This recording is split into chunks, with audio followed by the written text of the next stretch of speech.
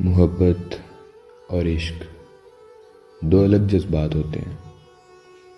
عشق میں انتہا ہوتی ہے اور محبت میں گنجائش۔ عشق میں روح ہوتی ہے اور محبت میں انسان۔ اسی عشق کی کہانیاں مدتوں سے سنتے آ رہے ہیں، جیسے ہیر رانجھا، لیلا مجنو، عمر ماروی، نوری جام تماچی اور ایسے بہت سے لوگ اپنی عشق کی کہانیوں کو لوگوں کی زبانوں پر سجائی اپنی سانسوں کو خیر آباد کر چکے ہیں۔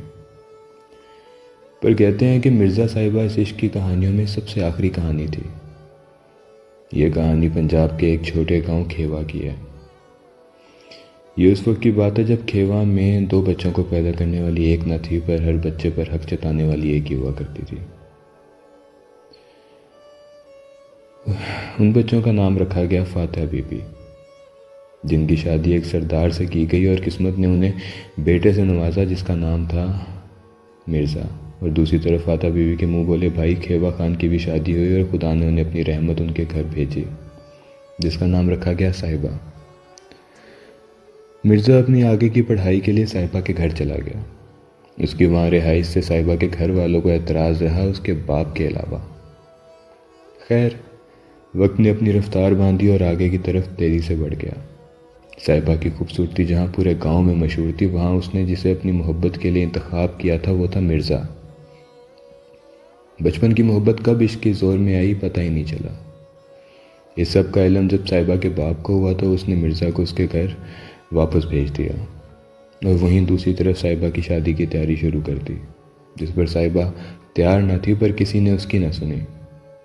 معلوم ہوتا ہے کہ پھر صاحبہ نے اپنے کسی ہمدرد سے مرزا کو پیغام پہنچایا کہ مرزا سے کہیو صاحبہ کی شادی کا وقت آن لگا ہے، صاحبہ نے تجھے بلاوا بھیجا ہے۔ پیغام بھیجتے ہی مرزا اپنی سواری پر سوار ہوتا جاتا ہے اور ماں کے آنسو، بزرگوں کی لاز، سب کو رد کر کے صاحبہ کے گاؤں کی طرف چل پڑتا ہے۔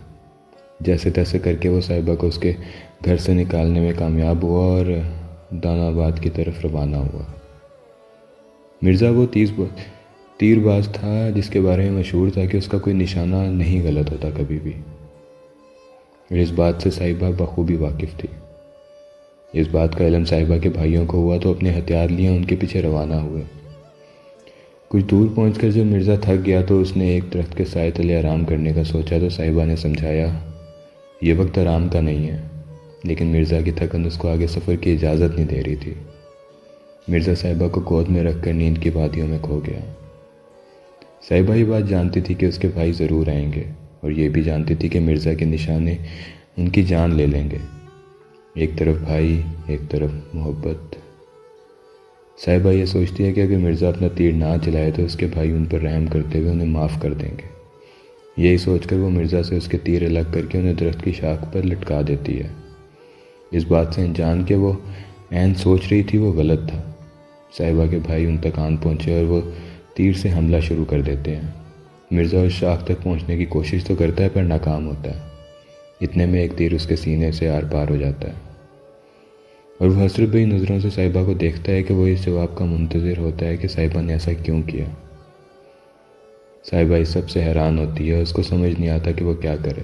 مرزا کو بچانے کے لیے وہ اس سے لپٹ جاتی ہے، پر تیروں کی بوچھار کم نہ ہوئی، وہیں مرزا کی صاحبہ کی سانسوں کی مالا ٹوٹ جاتی ہے۔ لیکن آج بھی کسی شاعر کی شاعری میں، کسی گیت میں، کسی کہانی میں ان دونوں کو یاد